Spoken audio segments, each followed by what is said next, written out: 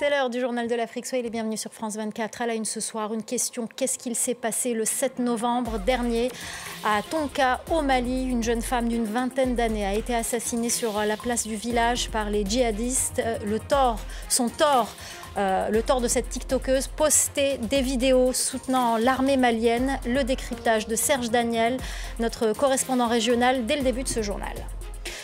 Le recours devant la justice de plusieurs prétendants à la présidentielle en Guinée. Une trentaine de candidatures a été rejetée par la Cour suprême. Plusieurs candidats recalés dénoncent une manœuvre politique. Nous serons à Conakry dans ce journal.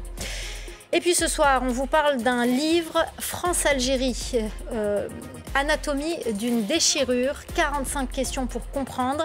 Il est signé Benjamin Stora et Thomas Negaroff. Retour sur une histoire qui continue à rythmer l'actualité entre les deux pays. Interview avec Benjamin Stora à la fin de ce journal. On commence à en savoir un peu plus sur les circonstances de la mort de Mariam Cissé, cette jeune tiktokeuse malienne qui a été assassinée par les djihadistes dans sa ville natale de Tonka, dans la région de Tombouctou. Mariam Cissé était suivie par 95 000 abonnés sur son compte TikTok.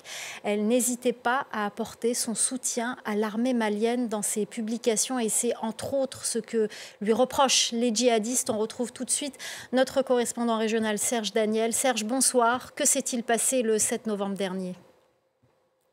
Alors, Mariam Cissé, vous l'avez dit, c'était une jeune tiktokeuse malienne et dans sa localité de Tonka, située à une centaine de kilomètres de Tombouctou, elle racontait sur sa page la vie, elle s'habillait, elle montrait sa joie, décrivait qu'elle était dans un univers, le fleuve de la localité, le marché par exemple également, mais elle apportait aussi son soutien à l'armée malienne. Elle a posté par exemple sur son réseau une photo un jour où elle était habillée en tenue de l'armée régulière. Et puis, jour de marché à Tonka, les djihadistes sont venus dans le marché, ils ont eu l'impression qu'elle était en train de les filmer. En tout cas, elle a été reconnue comme étant un soutien notamment de l'armée malienne. Elle est partie, elle a été enlevée à moto, elle est partie de Tonka.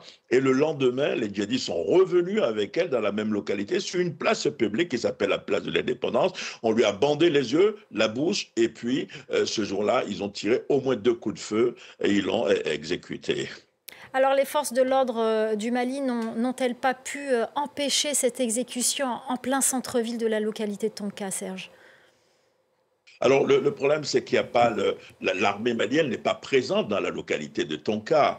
C'est ce que nous ont dit, en tout cas, les populations. Le jour où elle est venue sur le marché central, sur la place centrale, lorsqu'on a voulu l'exécuter, l'armée n'était pas là. L'armée malienne n'est pas présente. Les Russes de la compagnie Africa Corps ne sont pas présents. Donc, il y a un problème de sécurité dans cette localité.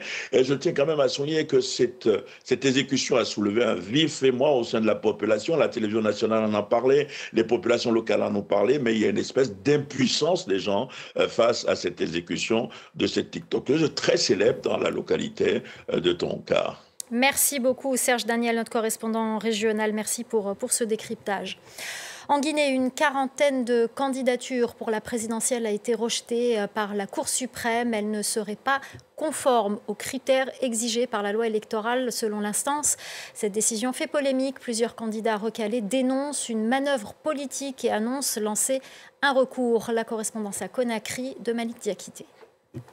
Sur 51 dossiers de candidatures déposés, 42 ont été déclarés non recevables par la Cour suprême. L'institution évoque divers motifs, notamment dossier incomplet, absence de fiches d'identification ou non-respect des conditions prévues par la loi électorale.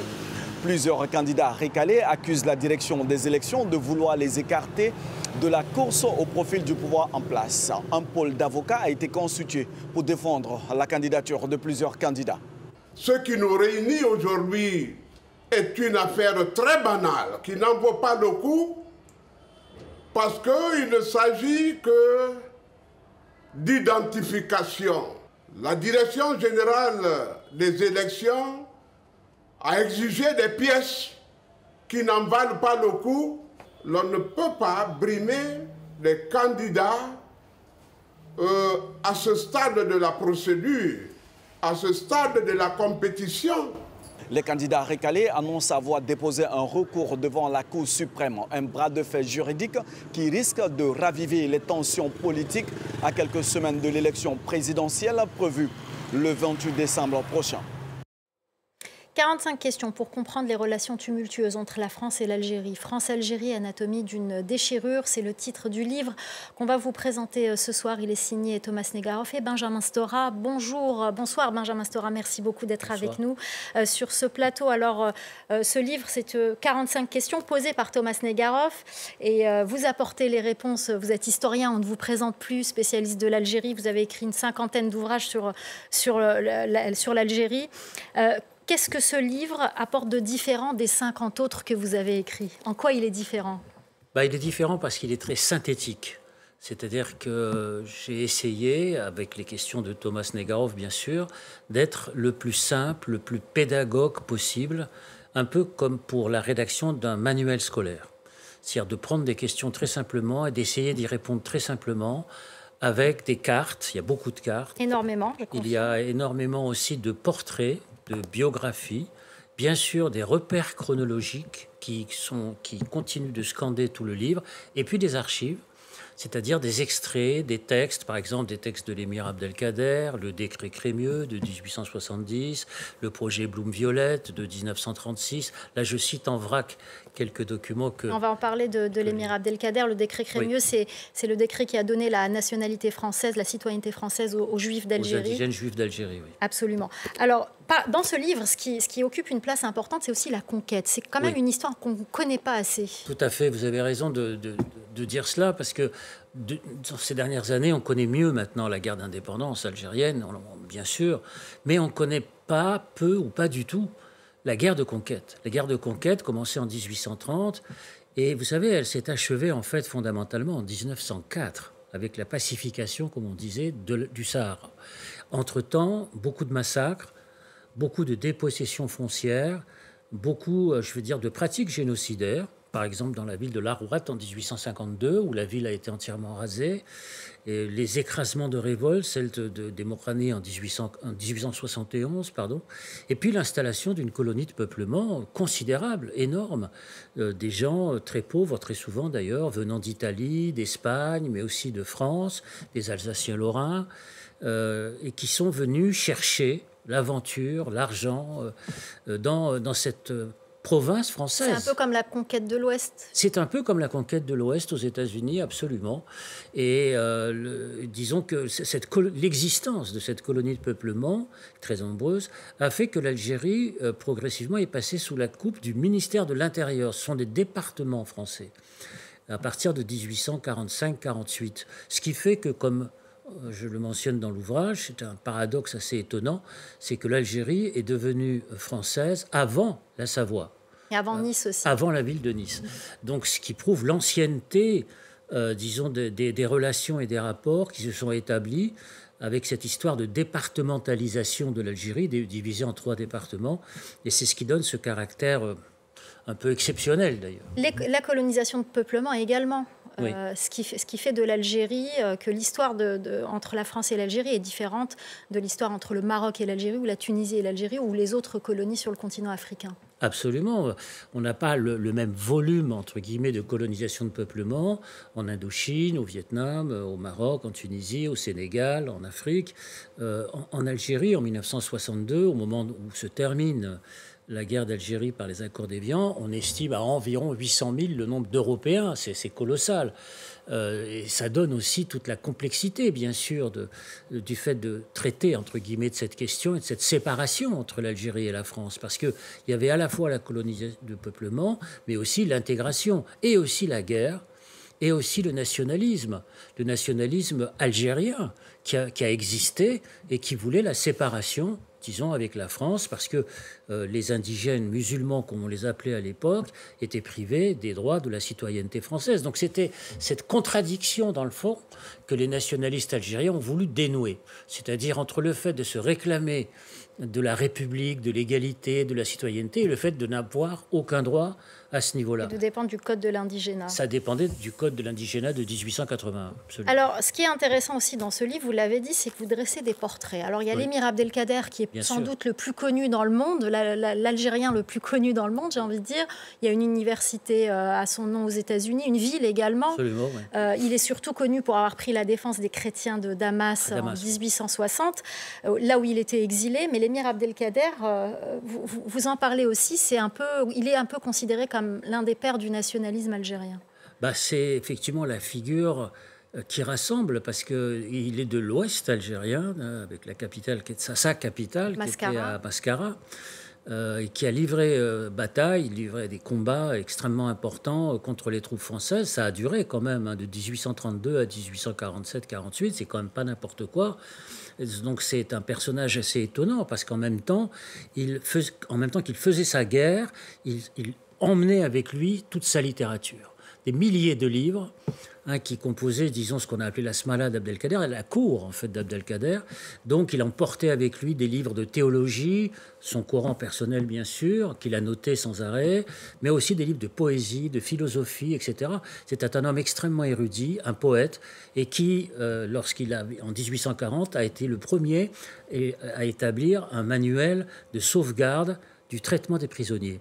C'est un siècle avant la Convention des droits de l'homme sur les temps de guerre. L'émir Abdelkader, en 1840, a rédigé, disons, une sorte de traité pour la façon dont on doit traiter des prisonniers de guerre. C'est quand même assez extraordinaire, quand même, ce qui n'était pas le cas venant de la partie française, où il y a eu beaucoup de décapitations, comme le raconte par exemple dernièrement le très bon romancier Xavier Leclerc, dans son très beau livre qui s'appelle Le pain des Français, et qui raconte ces histoires terribles de décapitation.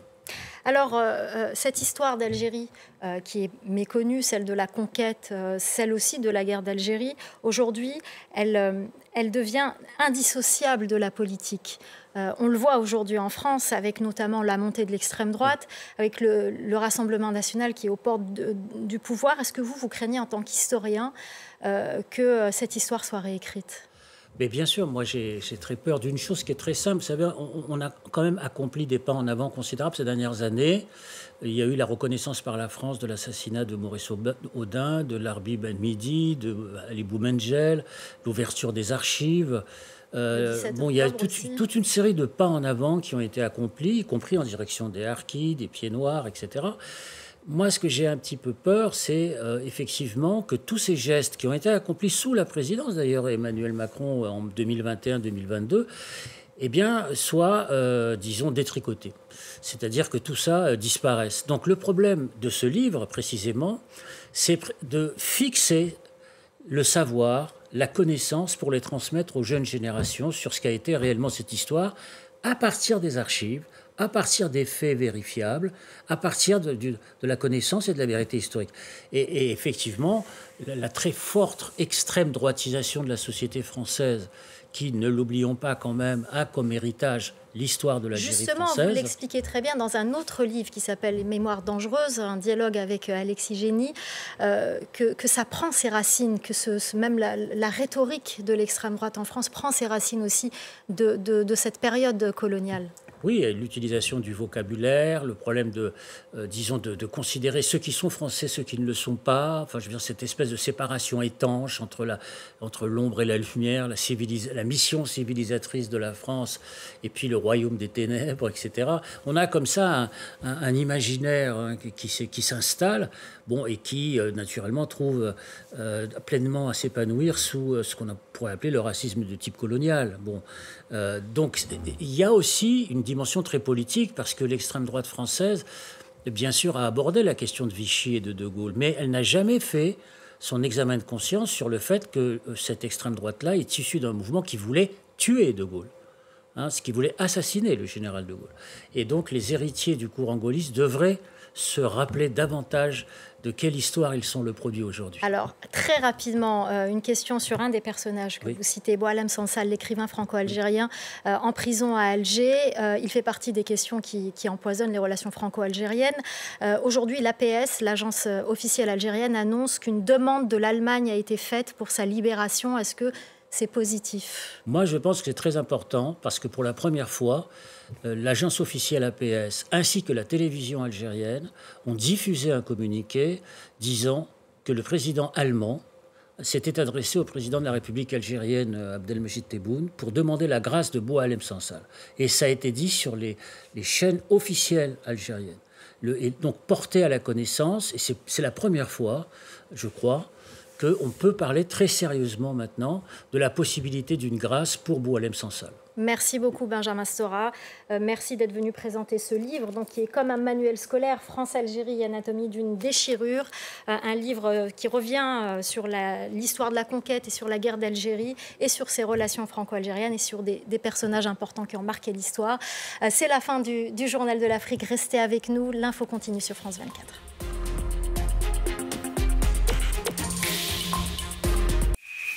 Depuis 2006, en français, en anglais, en arabe et en espagnol, les plus grandes personnalités internationales nous ont fait confiance lors d'interviews exclusives. Des leaders mondiaux nous partagent leur vision du monde. Des artistes et créateurs nous inspirent. Des intellectuels et innovateurs façonnent notre avenir. Les plus grandes personnalités sont sur France 24. Liberté, égalité, actualité. Retrouvez la météo avec Écoutez Voir. Des lunettes et des aides auditives pour rester à l'écoute du monde et voir plus loin. Écoutez Voir, optique et audition, mutualiste.